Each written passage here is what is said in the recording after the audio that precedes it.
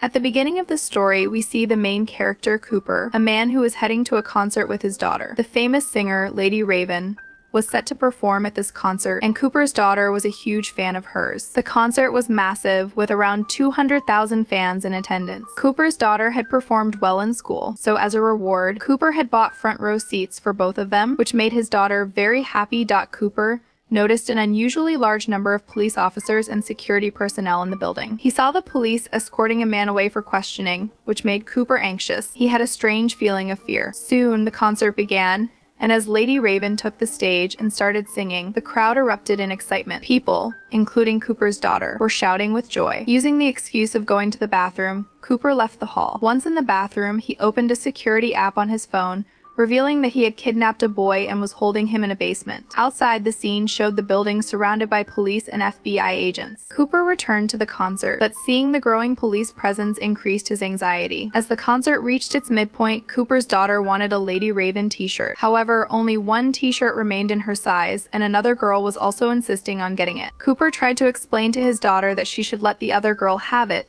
and his daughter agreed, as she couldn't refuse her dad's words. The shop worker, impressed by this, told Cooper he would set aside a t-shirt for his daughter when new stock arrived. Cooper, seeing an opportunity, asked the worker why there was so much police and security at the concert. The worker replied that it was confidential information but decided to share it with him anyway. He mentioned a notorious killer known as the Butcher who traps his victims and brutally murders them. The police had learned that he might show up at the concert, so they set the concert as a trap to capture him. With security at every exit, the killer would have no way to escape once he arrived. Although Cooper chuckled outwardly, he was terrified inside. The killer was none other than Cooper himself. He then tried to figure out a way to escape with his daughter. He noticed that every exit was heavily guarded, and the doors could only be opened by workers with ID cards. Just then, he saw a girl who was clearly drunk, and Cooper pushed her to the ground, creating a commotion. Using this distraction, Cooper thought of escaping with his daughter, but there were too many police officers outside, so he returned to the concert. For the next song, Lady Raven called her partner singer, who appeared from beneath the stage. Cooper saw this as his opportunity and suggested to his daughter that they go under the stage, saying it would be fun. His daughter, puzzled, said, "Dad, we're not allowed to go there." "What are you talking about? We're fine here." Cooper then returned to the worker, who greeted him and mentioned that new stock had arrived, and he was about to grab the t-shirt for his daughter. Cooper asked if he could join him,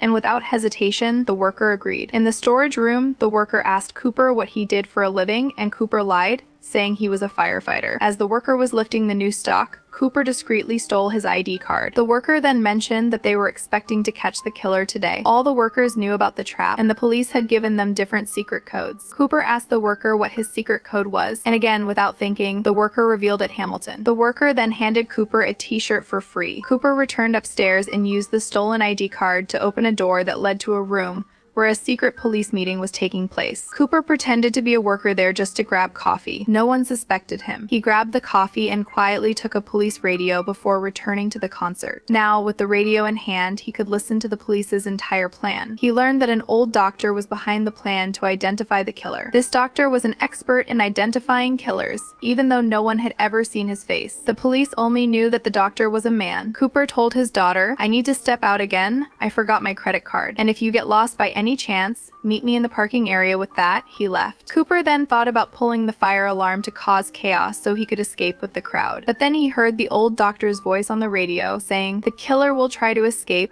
likely by creating panic, like shouting about a bomb or pulling the fire alarm. If that happens, only women and children will be allowed to leave," which made Cooper even more worried, as his plan had failed again. He thought of escaping, but the exit upstairs was also guarded by the police. Then he noticed the kitchen and had an idea. He saw a deep fryer with oil on the stove, which he turned up. He then threw glass bottles into it. Within moments, the bottles exploded, and the boiling oil spilled onto a girl, severely burning her. Hearing her screams, the police rushed to help, giving Cooper the opportunity to grab an apron and go upstairs. However, he found police there as well. One of the officers asked him what he was doing there, to which Cooper replied, "I just came here to get some fresh air to clear my head. There was an accident in the kitchen, and my friend got badly burned. I couldn't bear to see it, so I came upstairs." The police officer then asked for his security code, and he gave them the worker code, Hamilton. When asked for his ID, he checked his apron and found a worker's purse with the police-issued card. He showed it to the officers, who now believed he was a worker, but Cooper's plan to escape through the roof had also failed. Meanwhile, the girl was writhing in pain, and Cooper's thoughts drifted back to his mother, who might have been abusive during his childhood, which is why he became a killer. Cooper returned to the concert to be with his daughter, but was very nervous, thinking that his game might end today. But then his daughter told him that Lady Raven would choose one of her fans to dance with her on stage and take them backstage afterward. Hearing backstage made Cooper happy because that was the only place where they wouldn't have to face the police. But he wondered how he could make Lady Raven choose his daughter. Cooper approached one of the group members and started praising Raven. The group member, who was actually Raven's uncle, told him about Raven's personality. Cooper lied and told him that his daughter was a huge fan of Lady Raven and that she had recently battled cancer. He said that seeing her happy here was the best thing that had happened in a long time. Raven's uncle felt sorry for Cooper's daughter and chose her to dance with Raven. His daughter was thrilled. Both of them were brought close to the stage, where Raven invited Cooper's daughter to dance with her. During the dance, Cooper noticed a girl who seemed to be fainting. He picked her up and carried her to the medical room, which impressed the group manager, as she thought Cooper was a kind man. When the dance ended, the manager said they could watch the rest of the concert from the stage.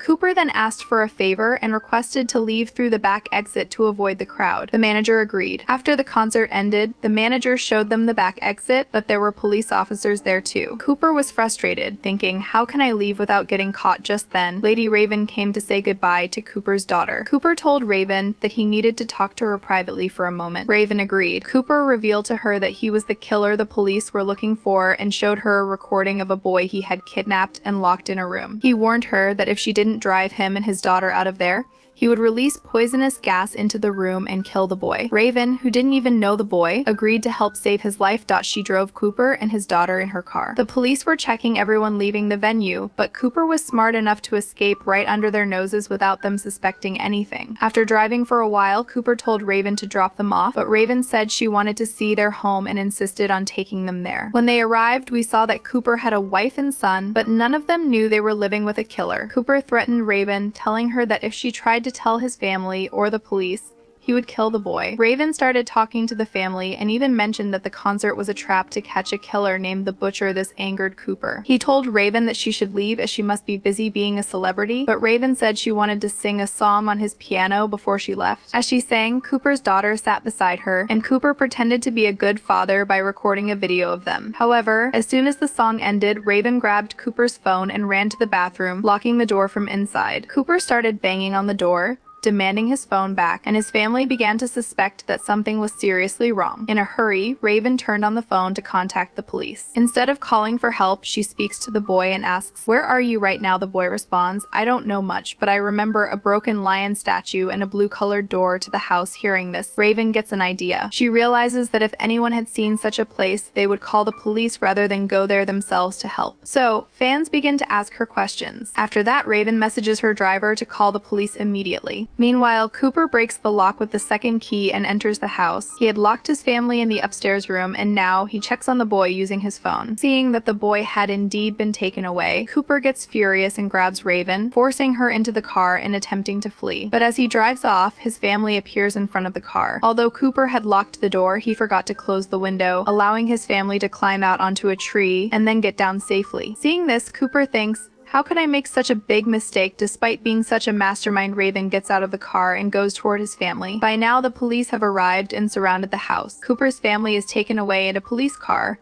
while Raven sits in her car. But then, an officer approaches her driver and tells him to get out of the car, saying, "We'll drop Raven home." The officer drives off with her. However, when the police check the house, they find out that Cooper isn't there at all. There's actually a tunnel in the basement that leads to his neighbor's yard, through which he escaped. We now learn that the officer who took Raven away was actually Cooper in disguise, wearing a police uniform to avoid detection. He handcuffs Raven, locks her in the car, and says, "I have many hideouts, and we're heading to one where no one will catch us." This frightens Raven. As Cooper drives away, they get stuck in traffic. Raven, in desperation, rolls down the window. People recognize her and she starts asking them for help. Seeing this, Cooper quickly rolls the window back up, but the crowd had already surrounded the car, preventing them from moving forward. During this time, Raven somehow frees herself from the handcuffs and jumps out of the car. A short while later, the police arrive, clear the crowd, and surround the car. They puncture the tires and open the door, only to find that Cooper isn't inside. They only find his police uniform on the seat. Cooper had already escaped, taking advantage of the crowd. Raven thanks the family that saved the boy's life. Cooper's wife returns home, while their children are taken to their aunt's house. Police stand guard outside to protect his wife. While in the kitchen, she sees that Cooper has already come home. He's pondering how the police knew the killer would attend the concert. It's revealed that it was none other than Cooper's wife behind everything. She had suspected her husband because his clothes always smelled of hospital disinfectant. In reality, Cooper used to clean blood at the hospital using disinfectants. One day, Cooper's wife followed him to his hideout, where she saw nothing but a table and a chair. She began to suspect that her husband might be the butcher killer. She then found concert tickets in Cooper's wallet, realized the killer would likely attend the concert, and gave the police a receipt from his hideout, leading them to believe it was the butcher's lair. This is how the police set a trap for the killer at the concert. When Cooper's wife learns the truth that her husband is a crazed murderer, she is heartbroken and terrified. Cooper decides to kill his wife and then himself. He tells her this, to which she replies, "Let's eat the pie I made for Raven first." They sit down to eat, but Cooper's wife does not touch her pie, something Cooper doesn't notice. While eating, he says, "I'm angry with you because now I won't get to see my kids grow up. I'm about to die." As Cooper finishes the pie, he realizes there was something drugged in it. His body begins to go numb, and he feels dizzy, but he still tries to kill his wife. At that moment, the police arrive and shoot him with several tranquilizer darts,